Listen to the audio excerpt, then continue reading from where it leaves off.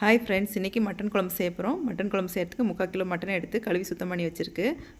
மசாலா அரைக்கிறதுக்கு 4 துண்டு பட்டை, கொஞ்சம் ஜாதிபத்திரி, 2 ஏலக்காய், 5 கிராம்பு, 1 ஸ்பூன் சோம்பு, ஒரு அனாசிப்பூ, கொஞ்சம் கடல்பாசி, அரை ஸ்பூன் கசகசா, இதெல்லாம் இஞ்சி பூண்டோட அரைச்சி எடுத்துக்கலாம். 15 பல் பூண்டு, 2 இன்ச்சு நீளத்தில் ஒரு துண்டு இஞ்சி, இதோட இந்த மசாலாவையும் சேர்த்து அரைச்சி எடுத்துக்கலாம்.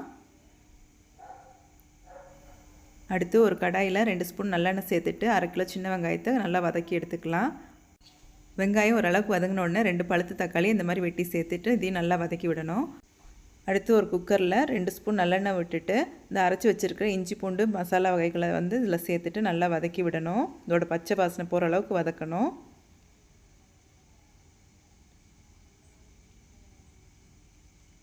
இப்போது பச்சை வாசனை போனதுக்கப்புறம் எடுத்து வச்சுருக்கிற மட்டனை இதில் சேர்த்துட்டு இதையும் நல்லா வதக்கி விடணும். இதோட கொஞ்சம் உப்பு சேர்த்துக்கலாம். உப்பு சேர்த்துட்டு நல்லா வதக்கி விடுங்க.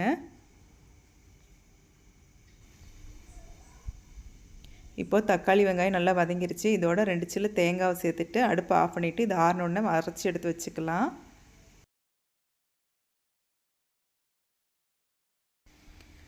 இப்போ மட்டன் நல்லா வதங்கி எண்ணெய் தெளிஞ்சு வந்திருக்கு. இந்த ஸ்டேஜில் 1/2 ஸ்பூன் மஞ்சள்தூள், 2 ஸ்பூன் குழம்பு மிளகாத்தூள், 1 ஸ்பூன் சக்தி மட்டன் மசாலா சேர்க்குறேன். இதுக்கு பதிலாக கரம் மசாலாவும் சேர்த்துக்கலாம். 1 ஸ்பூன் வெறும் மிளகாத்தூள் சேர்க்குறேன். 1 ஸ்பூன் மல்லித்தூள் சேர்த்துக்கலாம். இது எல்லாத்தையும் சேர்த்துட்டு நல்லா வதக்கி விடணும். பச்சை வாசனை போகிற அளவுக்கு வதக்கணும். இப்போ எல்லாம் நல்லா வதங்கிருச்சு. இப்போது தேவையான அளவுக்கு தண்ணி விட்டுட்டு குக்கரை மூடி போட்டு 5 விசில் விட்டு எடுத்துக்கலாம்.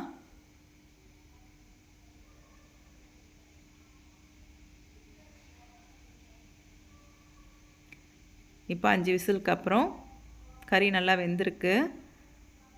இப்போ நம்ம அரைச்சி வச்சுருக்க மசாலாவில் இது கலந்துட்டு நல்லா கொதிக்க வச்சுக்கலாம்.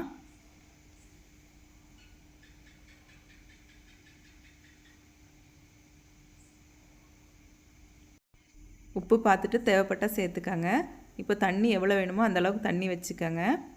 தண்ணி வச்சுட்டு நல்லா கொதிக்க விடணும். மசாலா அரைச்ச தண்ணியை தான் நான் சேர்க்குறேன்.